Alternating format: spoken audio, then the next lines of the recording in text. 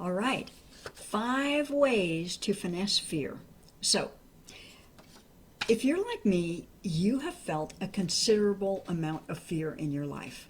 I have a naturally kind of fearful constitution, but combined with my natural adventurous part, the part of me that is always taking risks, I've created a lot of fear for myself because a person who takes risks, who also feels a lot of fear, is going to experience a lot of fear. So I got a question for you. How much has fear stopped you? On a scale of 1 to 5, how much has fear stopped you? Just drop a number in the chat or in the comments below. 1, not much, 5, a lot. So I'm Natalie Hill, and I help mature entrepreneurs get their wisdom out into the world so that they can make a bigger difference and make some money. So, and also hold on, because at the end there's going to be a free gift for someone who stays on to the end, and it might be you. Okay, so 5 ways to finesse fear. All right. The first way to finesse fear, probably the most natural way, is to simply avoid it.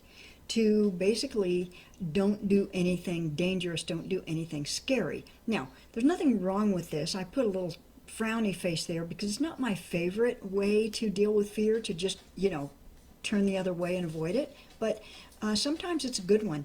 I was in Santiago, Chile with a boyfriend of mine back, I don't know, a couple decades ago. And we'd gone to a club, and we were sitting there having a glass of wine and writing postcards and stuff. And we were walking home. We had a couple-mile walk back to our hotel. And we were about to head down a dark street, and there was a group of guys down toward the end of the street. And I remember this fear just rising up my body. And there was no particular reason for feeling that fear. Like, those guys didn't look any different than, any of the other people we'd seen everywhere. But I turned to him and I said, we're not going this way. We're going the other way. And he said, what? That's ridiculous. I said, absolutely not. And, we just avoided it. So that's a good case of avoiding something that's scary that, you really have a sense could be dangerous. Okay, so that's number 1, avoid it. Number 2 is feel the fear and do it anyway. Okay. So there are times when this is a good strategy and times when it's not so good. Okay, so if you are facing terror, if your fear is so strong that you are pretty much terrified, then feel the fear and do it anyway isn't really going to work really well. Because one of the things that fear does is it takes our blood supply from our intelligent, creative frontal brain and it brings it to the lizard brain in the back. So we're not really intelligent when we're in a huge amount of fear. But if you're in not too much fear, and like let's say you've been given an opportunity to give a keynote address. So this has happened to me before, and I was feeling fear for 3 months leading up to the keynote. But I knew I could do it. I knew I could prepare to do it. I knew I would have notes, and I went ahead and did it. So in that case, I did things to reduce the fear, and I was prepared, but I basically felt the fear and do it anyway. So that's fear finesse factor number 2. So the third one is to actually do something to reduce the fear. Do something so that you are actually feeling less fear. Now you might be wondering, well, what are you talking about? How can I feel less fear? So this is actually one of my areas of specialty because, like I said, I have felt so much fear in my life and I never wanted it to stop me. So I've created a whole bunch of methods for reducing fear. And together I call these shadow dancing tools because they let you access the shadow or the unconscious. So I'm reading off the back here, I have tools called the fear dump, calm at your fingertips, melting mountains, the catapult, refusal tapping. So all of these are just some of my fear reducing tools. And so you may have some of your own fear reducing tools. Oftentimes just telling a friend about what you're scared about can really bring it down. Okay, so that's the third of 5 ways to finesse fear. Number 4, the fourth technique is to actually reduce the risk, to make the thing that you are contemplating doing less risky. So what do I mean by that?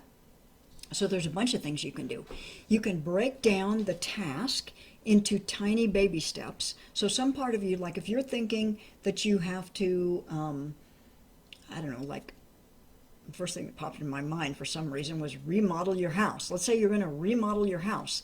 Well, that can sound overwhelming. But if you think, okay, what is the very first step to remodeling my house? Maybe it's like a list all the things that you want to change, list the things that you want to do. Then you might reach out to friends or neighbors and say, do you know any good remodelers? So you could make a list of the steps and so do it in tiny baby steps.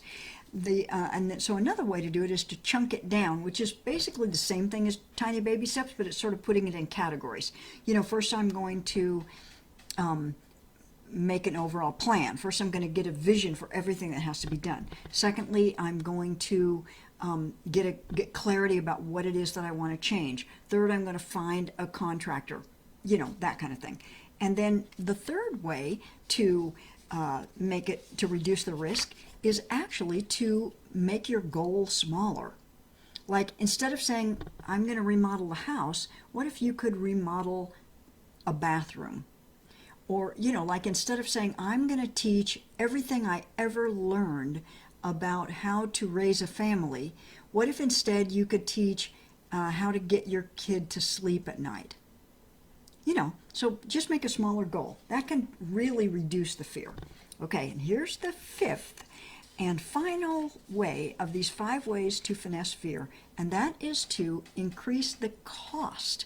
So you may be looking at this and going, what in the heck is she talking about? What do you mean increase the cost? So this is kind of actually a way to make it, in a way, more dangerous to fail than it is to succeed. That's exactly what it is now that I think of it. So I've done this myself. The first time I ever did this, I was at a party, and they had this bowl of potato chips that I couldn't get away from. And I'd probably eaten 20 potato chips at this point, and I thought, not only are you going to make yourself sick, but these things are totally toxic and polluting, and you're just going to keep eating them. I know you're just going to keep eating them, because even though you know this, you can't quit. And so the next person that walked up to me, this guy who was a friend of mine, I said, I'll give you $10 if I eat one more potato chip. Because number one, I didn't want to give him $10, and number two, I knew that would be enough. So I didn't need any more potato chips, and I didn't have to give him $10.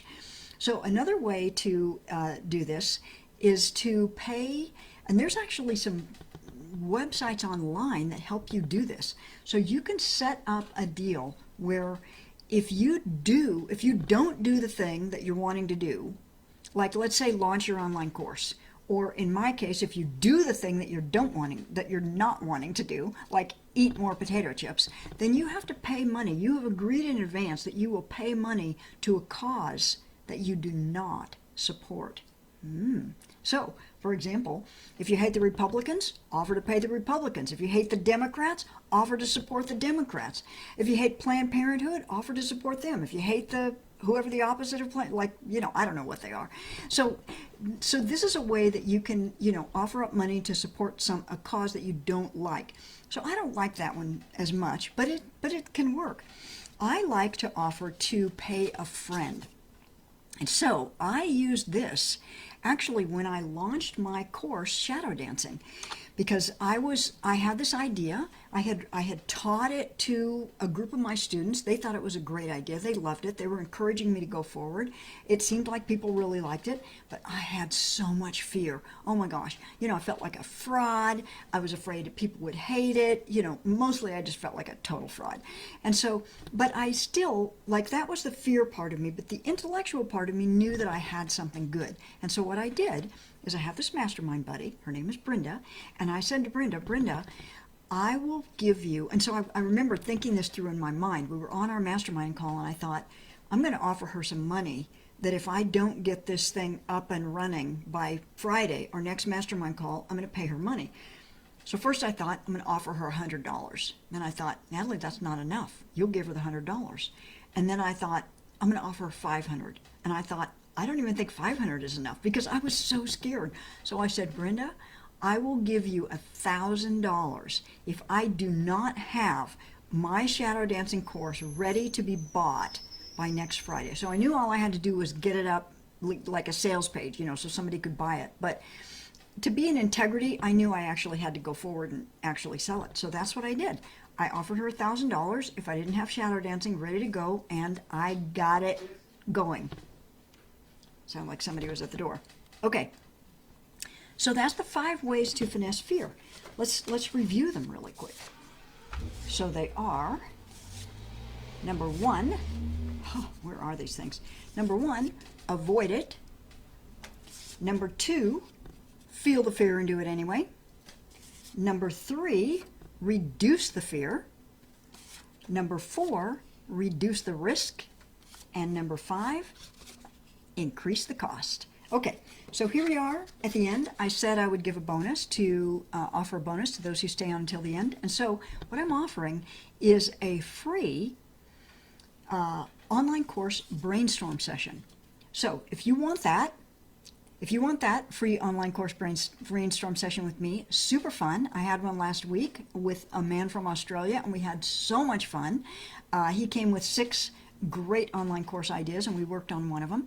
So this is so just post in the comments below, I want that session, and I'll reach out to you. So here's the thing. People will pay you to learn stuff that you know. Another way to say this is, you know stuff people will pay to learn. It's true, you do. And many people like to create an online course because it helps them make their life matter. It could help you make your life matter. So finally, keep learning and earning, and I'll talk to you in the next video.